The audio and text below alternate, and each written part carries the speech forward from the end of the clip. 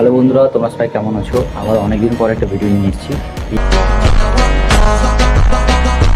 এখন আমি ঘুম থেকে জাস্ট উঠলাম। যেহেতু আমি বাইরে যখন থাকি তখন আমার সকালই প্রায় এইরকম সময় হয়, 12:30, 1টা, 12টা এরকম সময় আমি ঘুম থেকে উঠি। তো আমি যদিও আজকে একটু তাড়াতাড়ি